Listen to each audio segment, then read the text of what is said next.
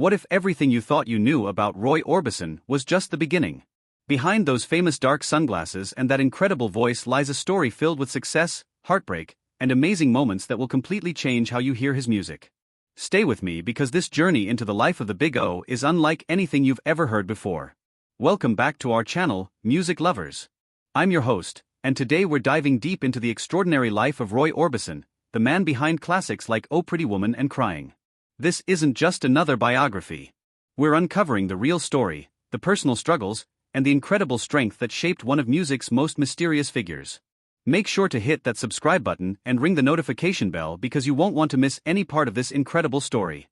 Roy Kelton Orbison was born on April 23, 1936, in Vernon, Texas, during the Great Depression. His father, Orby Lee, had a hard time finding steady work as an oil field driller, while his mother Nadine loved poetry and painting, maybe showing us where Roy's future artistic talents came from. Born with very bad eyesight, young Roy started wearing thick glasses when he was just 4 years old. But here's where the story gets interesting. What seemed like a problem would later become his most famous look. On his 6th birthday, Roy got a guitar from his father, and by age 7, he knew music was what he wanted to do with his life. By 8, he was performing on local radio, and at 9, he won a contest that gave him his own weekly show. The family finally settled in Wink, Texas, which Roy later said was a town of football, oil, grease, and sand. Roy's path to fame wasn't typical. In high school, he formed a band called the Wink Westerners, playing everything from country music to jazz. After briefly going to college to study geology, just in case music didn't work out, he joined a group called the Teen Kings in 1955. Their recording of a song called Ooby Dooby caught the attention of Sun Records, the same company that had Elvis Presley and Johnny Cash. The song sold 200,000 copies and reached number 59 on the Billboard charts. But success didn't last long, and by 1956, the Teen Kings had broken up. Roy then became a songwriter for a company called Acuff Rose Music, where he met Joe Melson. Together, they would write the songs that would make Roy a superstar in the early 1960s. Now, here's where Roy's story takes a dramatic turn. By the mid-1960s, Roy seemed to have everything: hit records, fame, and his beautiful wife Claudette Frady, who inspired Oh Pretty Woman. But behind the scenes, their marriage was falling apart. The pressure of fame and constantly traveling for concerts took their toll on the relationship.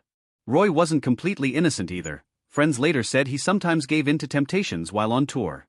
But the final blow came when Claudette started having an affair with Braxton Dixon, the contractor who was building their new home. When Roy found out about the betrayal, he handled it with his usual quiet dignity. He fired Dixon right away and finished building the house himself, working with just one carpenter. By spring 1965, they were divorced. But here's the twist: later that year, Claudette gave birth to their third child. The joy of having a new baby brought them back together, and in December 1965, they got married again.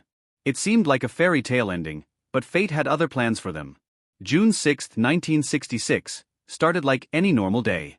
Roy and Claudette were riding their motorcycles home from Bristol, Tennessee, a hobby Roy had picked up from his friend Elvis Presley. But in Gallatin, Tennessee, everything changed in just a few seconds. A pickup truck hit Claudette's motorcycle in a terrible accident. Despite being rushed to the hospital, the damage to her liver was too severe. Claudette Orbison died that day. She was just 25 years old. The loss completely destroyed Roy. Claudette wasn't just his wife, she was his inspiration, the person behind some of his greatest songs. Their relationship had survived cheating and divorce, only to be cut short by this tragic accident. If you think Roy's story couldn't get more heartbreaking, you're wrong. On September 14, 1968, while performing in Birmingham, England, Roy got devastating news. His home in Hendersonville, Tennessee, was on fire. Inside the burning house were his two oldest sons, Roy Jr. and Anthony. Despite rescue efforts, both boys died in the flames. The suspected cause was an aerosol can of lacquer, but the exact reason was never determined. For Roy, losing two children in such a horrible way was almost impossible to bear. Friends said he was completely changed, withdrawn, unable to write music, and emotionally broken. Music had always been his safe place, but even that couldn't provide comfort now. In a strange twist of fate, his friend Johnny Cash later bought the property, and years later, Cash's house on the same land would also burn down. Despite unimaginable loss, Roy's story wasn't over. While touring in the UK in 1968, he was staying in London with his friend Bobby Blackburn. It was there he met Barbara Wellhonen, a young German woman visiting London. Their age difference caused some controversy, Roy was 33 when they married on May 25, 1969, while Barbara was reportedly between 17 and 19 years old, depending on the source. Regardless of what people thought, Roy seemed to have found happiness again. Barbara gave Roy 2 more sons, Roy Kelton Jr. in 1970 and Alexander in 1975. Meanwhile, his youngest son Wesley, born to Claudette in 1965, was being raised by Roy's parents because of his demanding tour schedule. Now, let me tell you about those famous sunglasses, because the story behind them is absolutely fascinating. Roy had worn thick glasses to help his vision since childhood because of his poor eyesight. But in 1963, before a major UK tour with the Beatles, Roy made a crucial mistake. He left his regular prescription glasses on the airplane. All he had were his dark prescription sunglasses, not a fashion statement, just a backup for his vision problems. With no other choice, he wore them during performances and photo shoots. That one accident changed everything. Fans and photographers immediately took notice. What started as a practical solution became his most famous feature. The dark glasses added an air of mystery that perfectly matched his emotional singing style. From that moment on, the sunglasses weren't just for vision correction, they became a key part of Roy Orbison's legendary image. By late 1988, Roy's career was experiencing an amazing comeback. He was part of the traveling Wilbury supergroup with George Harrison, Bob Dylan, Tom Petty, and Jeff Lynne. On December 4th, he performed at the Front Row Theatre in Ohio, though he appeared very tired. 2 days later, on December 6th, Roy spent a quiet day shopping for model airplane parts with his friend Benny Birchfield. After dinner at Benny's house, Roy visited his mother's home to spend time with his son Wesley. During that visit, Roy went to use the bathroom and never came back. He was found collapsed on the floor.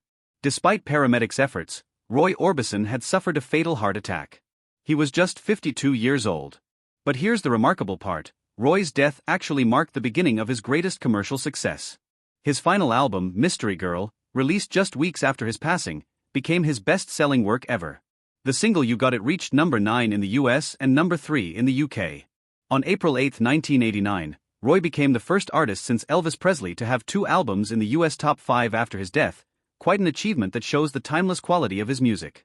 The Traveling Wilburys album also became hugely successful, spending 53 weeks on the US charts and reaching number 3. It even won a Grammy Award for Best Rock Performance by a Group. Roy's music continued to find new fans even years after his death. His wife Barbara managed his estate and made sure his music stayed popular through reissues and special releases. When Barbara died in 2011, his sons took over and continued to release rare recordings and anniversary editions of his music. Roy Orbison's story is ultimately about strength, artistic honesty, and the power of music to rise above personal tragedy. Behind those dark sunglasses was a man who turned his deepest pain into some of the most beautiful music ever recorded. His influence continues today, with modern artists still drawing inspiration from his emotional honesty and unique style. Roy proved that great music comes from real experience, real emotion, and real talent, qualities that never go out of style. What made Roy special wasn't just his incredible voice, though that 4-octave range was certainly amazing. It was his ability to make listeners feel every emotion he was singing about. Whether it was the joy of falling in love in Oh Pretty Woman, the pain of heartbreak in Crying, or the loneliness expressed in Only the Lonely, Roy had a gift for connecting with people's hearts. His songs weren't just entertainment, they were emotional experiences that spoke to universal human feelings. Even decades after his death, new generations continue to discover his music through streaming services, movies, and TV shows. His classic songs have been featured in countless films and commercials, introducing his voice to people who weren't even born when he was alive. The fact that his music still moves people today is proof of his lasting impact on popular culture. Roy's journey from a shy kid with thick glasses in small-town Texas to becoming one of the most recognizable voices in music history is truly inspiring. He faced more personal tragedy than most people could imagine, losing his wife in a motorcycle accident and 2 of his children in a house fire. Yet he found ways to channel that pain into his art, creating music that resonated with millions of people around the world. His story shows that even in our darkest moments, we can find ways to create something beautiful and meaningful. What aspect of Roy Orbison's story surprised you the most? Let me know in the comments below. I read every single one and love hearing your thoughts. If this deep dive into music history fascinated you, make sure to give this video a thumbs up and subscribe to our channel for more incredible stories about music's greatest legends. And don't forget to hit that notification bell so you never miss our latest uploads. We've got some amazing stories coming up that you won't want to miss. Thanks for watching, and I'll see you in the next one.